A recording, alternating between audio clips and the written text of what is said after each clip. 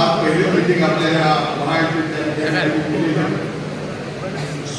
तालुका जर आपण बघितला असेल तर गेल्या 30-35 वर्षापासून आघाडीला जमत तालुका म्हणून आपल्या तिथे उल्लेख केला आणि म्हणून मी आज आमच्या या तालुक्यातील सर्व 3 पक्षांच्या कार्यकर्त्यांच्या आणि मतदारांच्या वतीनं या महायुतीच्या नेत्याला अभिनंदन करतो.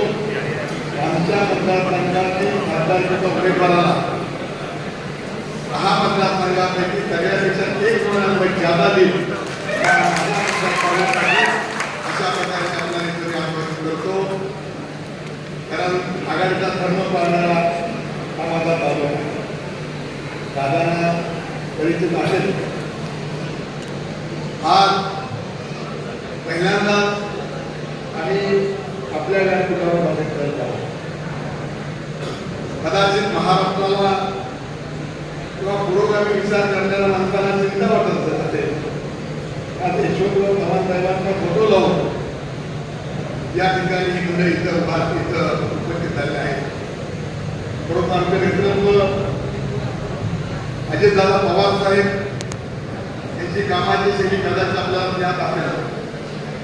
सकाळी 6 वाजल्यापासून 7 वाजल्यापासून आंघोळ करून फ्रेश झाल्यावर ते बाहेर बसल्यापासून ते जेवण करण्यासाठी संध्याकाळी 9 पर्यंत प्रत्येकाचे प्रश्न सोडवण्यासाठी महाराष्ट्रातील प्रत्येक तो कुठल्या पक्षात आहे, कुठल्या भागात आहे, कुठल्या जातीत आहे, कुठल्या विचारात आहे, नेता विचारण्याकरता हवेल हे प्रश्न सोडवण्यासाठी आणि आलेल्या प्रत्येक घटकाला केवळ खुश होण्यासाठी नाही तर तोपर्यंत निकालात लावण्यासाठी प्रयत्न करणार अशा प्रकारचा नेतृत्व सुरू करतात. त्याच्याकडे संबंध आपला महाराष्ट्र पाहत आणि म्हणून जर आपण बघितलं तर गेल्या 10 वर्षामध्ये या देशामध्ये मोदी सरकार आलं.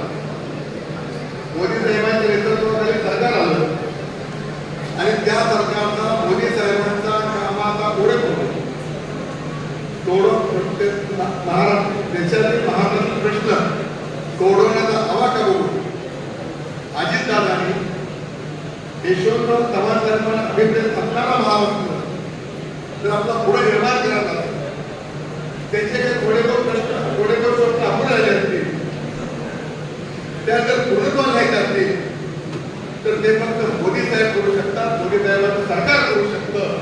हे ज्ञात असल्यामुळं सगळ्या राजकीय टीकेला किंवा आपल्या पुरोगामी विचारला थोडीशी बदल या ठिकाणी महाराष्ट्राच्या हितासाठी महाराष्ट्रातील जनतेच्या हितासाठी काम करणाऱ्या नेतृत्वाच्या पाठीमागे जायचं म्हणून करता अजितदादांनी हा निर्णय घेतला आणि हा निर्णय नक्कीच योग्य असा पाहिजे. आपला अधिक वेळ गेला तो त्याच्याचं काम सांगितलं चुकीचं होणार नाही. तिथे व्यासपीठावर असणारे बरीच माणसं सहकारामध्ये काम करतात, साखर धंद्यामध्ये काम करतात. महाराष्ट्रातल्या साखर कारखानदारांचा एक प्रश्न 80% होता. त्याला त्याच्यानंतर रणजितदादांनी ते एफआरपी देतात, आधारभूत किंमत देतात. त्याच्यापेक्षा जर शेतकऱ्याला जास्त पैसे दिले तर त्याला इन्कम टॅक्स आकारला पाहिजे.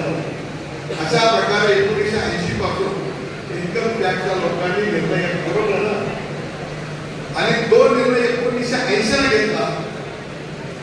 तो 2022 पर्यंत.